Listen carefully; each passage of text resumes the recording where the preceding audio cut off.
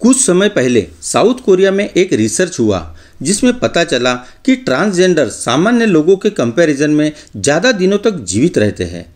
आमतौर पर ट्रांसजेंडर की ज़िंदगी पर लोगों की ज़्यादा निगाह नहीं गई है, लेकिन यह उत्सुकता का सवाल तो हमेशा रहा है कि आखिर उनका जीवन कैसा होता है, वो किस तरह अपनी बॉन्डिंग बनाते हैं, उनके हैप्पीनेस के क्या सीक्रेट्स हैं।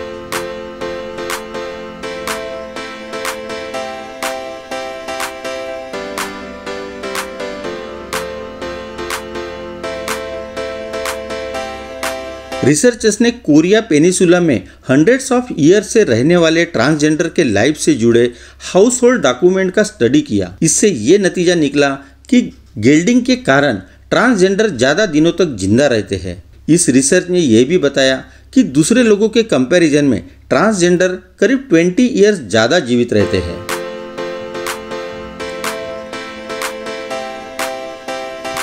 आप हैरान होंगे, लेकिन ये साइंटिफिकली प्रूव है कि मेल का हार्मोन उनकी एज को कम कर देता है।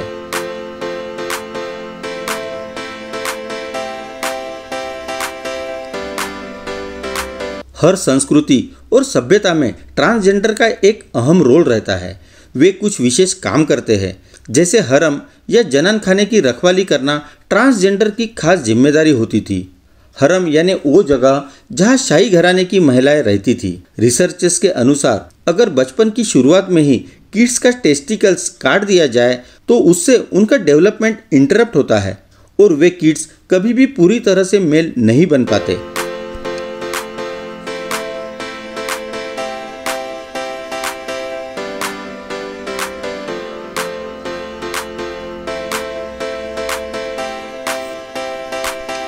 इस रिसर्च से जुड़े एक साइंटिस्ट डॉक्टर शियोल कू ली ने बताया कि कोरिया में रहने वाले ट्रांसजेंडर्स के बारे में रिसर्च से पता चला कि उनमें महिलाओं जैसे कुछ लक्षण पाए जाते थे, जैसे उन्हें मुस्टाच नहीं होती थी, उनके ब्रेस्ट बहुत बड़े होते थे और उनकी आवाज़ काफ़ी भारी होती थी। कोरिया में भी शाही दरबार में ट्रांसजेंडर्स काम करते थे।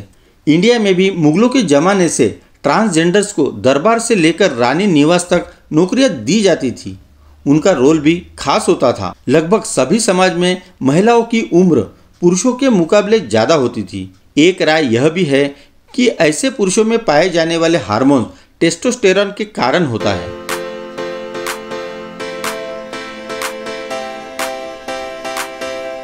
ब्रिटेन में ओल्ड एज पर रिसर्च करने वाले साइंटिस्ट का कहना है, कोरिया में किया गया ये रिसर्च बहुत इंटरेस्टिंग यानी रोचक है, लेकिन ट्रांसजेंडर की लंबी आयु की एक वजह उनके जीवन यापन का तरीका भी हो सकता है।